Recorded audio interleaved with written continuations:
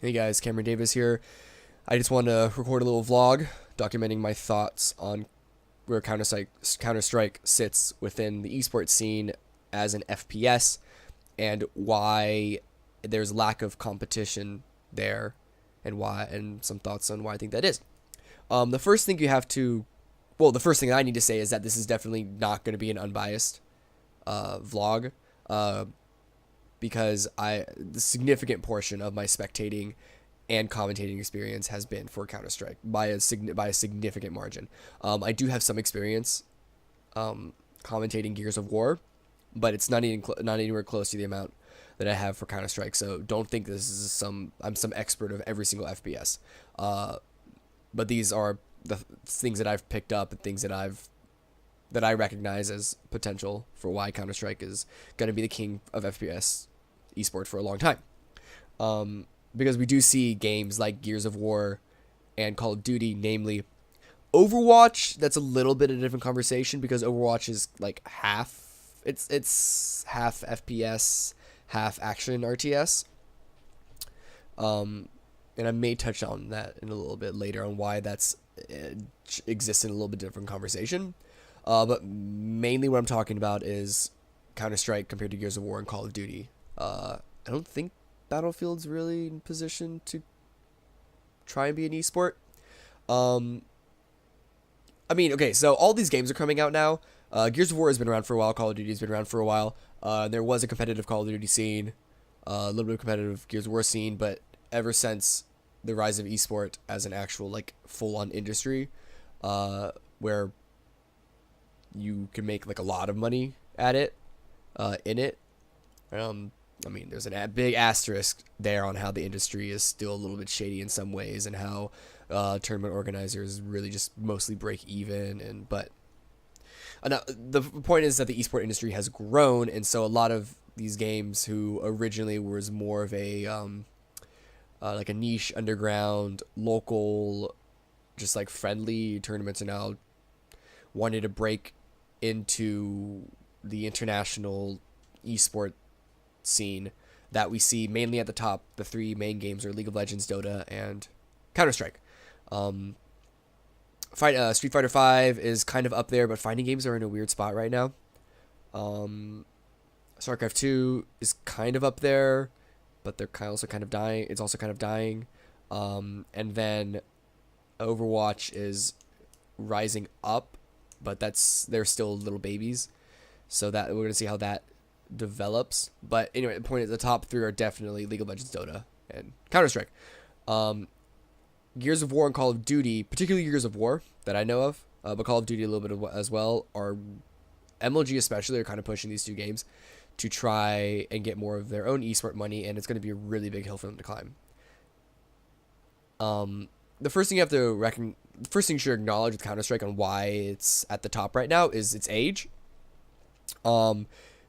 It's been around. There hasn't been any defunct like old version of Counter-Strike. Like they've already had a new version. There's 1.6, and Source came out, and even when Source was out, people still played 1.6. But then Global Offensive came out, and even though you can argue its problems compared to 1.6, not that many people play 1.6 anymore. Global Offensive was, I guess, enough in between Source and 1.6 that you could that a lot of 1.6 players could just, suck it up and play Global Offensive anyway, because that's where all the new players are coming into, and so the population of people playing the game was not dead or as dead. It was still growing. It still had people that you could play with, and you wouldn't take like half an hour to find a. Well, they don't even have matchmaking in 1.6, but you get my point. But age isn't definitely the only factor. It is the fact that they've had a consistent game out, because if you look at Unreal Tournament, it was also a competitive game there, but they haven't released a new game in a long time. There is a new one that's in pre-alpha right now, which I'm excited for. I'm keeping my eyes on it. I'm excited to see what that'll do, because I wasn't in the esports scene at all. I was like maybe 12, if even. I wasn't really into video games at that time when Unreal was still a thing, so I only have not that much experience watching it. I just like went back and like watched old tournaments, and as everyone knows, the broadcast standards back then were significantly worse than what we have now. As far as a spectator experience, rather for like the casual viewer or like middle level viewer, rather than just everyone who knows the ins and outs of the game already. But there's also, I think, the biggest thing about Counter-Strike, and I should say this right now, the biggest thing about Counter-Strike is the format. And this is, I think this would be the same whether you're talking about max rounds or chargers. Because it's the same idea either way, is the fact that there is a round, you execute, you succeed, the terrorists execute, the terrorists succeed or fail, and then it resets. Because that gives time for analysts to talk about what's going on. And for even if you know what's happening, watching 10 players can be a little overwhelming. Oftentimes when analysts watch a game, like they have to go back and watch each player's cam one at a time to really get what happened in like a key round or to get what happened in a big game. You can't keep track of every single moving part. And so to have a casual viewer or a mid-level viewer understand what makes round like 3 different from round 4 significantly difficult if there wasn't the pause time in between the rounds in order for the color commentator, or there's such a gray area between playing color and Counter-Strike these days, but for the commentators to go through what's going on. And then there's also the fact that when the new round starts, there's still generally the setup that's happening. It's one out of many strats of terrorists rushing into a site. Oftentimes you see them set stuff up, and so that also gives time for the commentators to talk about what's happening. When you look at a game like Gears of War, where everything's happening all at once, there are 3 points on the map, and it's not uncommon to have 2 points or even all 3 points contested at the same time. That's like trying to commentate 3 rounds of Counter-Strike at the same time, because you see the attackers and the defenders, and sure, the attackers may have some setup, but while you're running through a attack on the site B, the hill B in Gears of War, a setup may be taking place at C, and so once B happens, and then you go over to C, the attack's already happening. You don't know what the setup was happening. So for the commentators to keep track of everything, it's very hard strategically. I mean, it's really hard to keep track of like the chess match aspect of like a Gears of War match, and so a lot of times it kind of just boils down to an aim duel of what the commentators are able to actually walk you through what happened. And it's mostly just like 1v2, 1v3 outplays that make the games exciting. It's not so much the strategic side of things, because in a game of Gears of War, it's just the strategic side is so minute and so hard to see because it's happening in the middle of where all the action is. Counter-Strike, how the rounds work and how the game works lend itself to a much better spectator experience. I'm not saying that Gears of War is not fun to watch, but I think one reason that makes Counter-Strike such an enjoyable spectator experience, which is why it's such a popular esport, is that you don't have to enjoy playing the game to enjoy watching it. I personally don't really enjoy playing Counter-Strike by myself, because I much prefer the strategic side of the game. I'm not all about getting those headshots, which is fun and all, but like that's not what really gets me turned on to a game. I much prefer like outplaying and smarting them, and so I'm often distracted by what my teammates are doing, and I forget. I'm paying so much attention to the minimap that I forget to look at my actual crosshair. And then someone rounds the corner, and I'm a little late on the reaction time. I much enjoy watching it. For a game like Gears of War, it's a lot harder for people to enjoy watching over playing it, just because so much of the spectator experience is watching someone out Nasher someone else.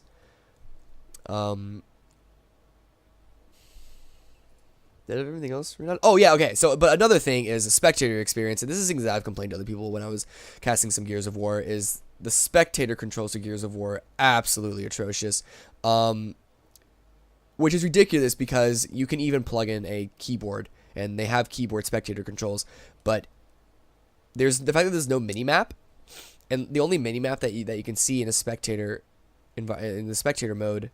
Which it's the spectator mode is pretty much the same as the actual in-game mode. There's no mini map. There's the only map that you bring up and cover like the entire screen. And so as a spectator, it's really hard to watch, or a commentator, it's really hard to watch that and get the general trend of the map, because to bring it up, you cover the entire screen and you ruin what's happening, like the action that's happening on screen. Counter-Strike has the wait, see if I can mirror this. It has the mini map right up here, and so for the viewers, it's nice, but also for the commentators, it's especially nice. Just constantly reference that while you're looking at the game, and to know where everything's happening. You see a flank coming, you can see it coming beforehand, or you can see it coming like right up there, but you're not taking away from the action that's happening on the main screen.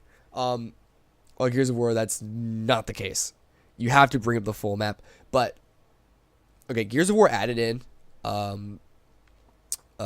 what's it called? See-through wall, oh my god, outline, yeah, player outline, so you can see through the wall, so it's a lot easier to keep track of where everyone is, so that's definitely one thing. But then going through the players, I don't know if for all of you who haven't spectated Counter-Strike, to go through the players, you just go 1 through 0 on your keyboard, like, so it's like, what is it, 1 through 5, 6 through 0, right there.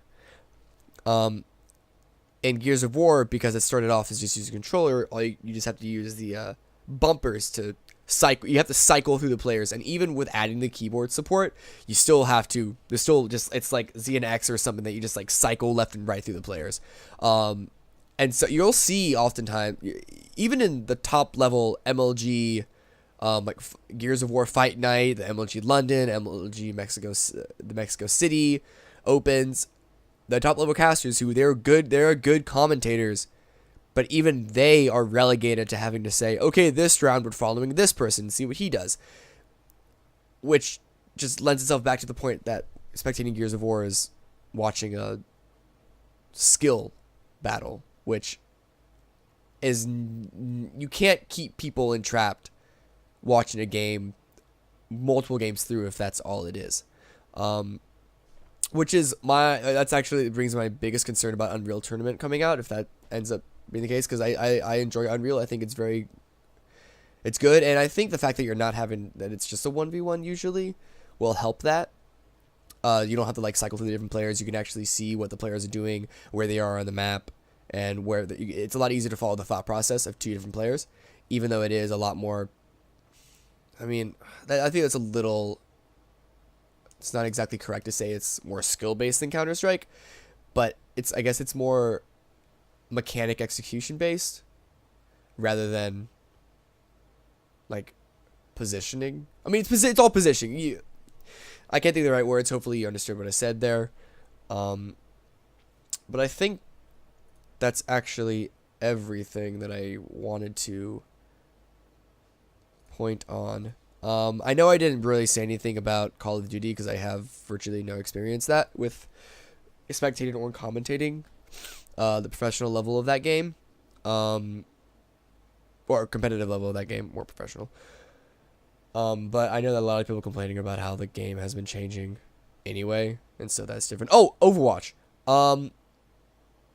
Overwatch, even though it is just one big round happening at one time, a la like an ARTS, I think that actually helps solve the issues that Gears of War and potential Call of Duty have with it not being round start, just because of respawns there's the execute, and then when a few players die they have to respawn, and so that allows for, like, say if once the engagement has stopped, that allows the commentators to say kind of what happened and then what they need to do next. And so again, Overwatch is still young, and still we'll see how that develops, but I think Overwatch has enough, the gameplay has enough tools at its disposal to allow a good spectator experience. But I don't think Overwatch is really going to contend with CS directly, just because it's such a different game. I've seen people argue that Counter Strike is more like has more ARTS or MOBA strategies. I prefer ARTS personally. ARTS features in it with the economy, and as a way like, while Overwatch doesn't have that, you just have your set kit. But I as far as gameplay is concerned, I think it's really in between an FPS. Overwatch is in between an FPS and ARTS, and so because of that, I don't think it's going to compete directly with Counter Strike in the same way that Gears of War, or Call of Duty, or Battlefield, or any new FPS that may be coming out that I'm not familiar with will. So yeah, I guess I'm gonna end the video right now because I run out of things to say, and I hope this was, if not informative, at least thought provoking to some of you.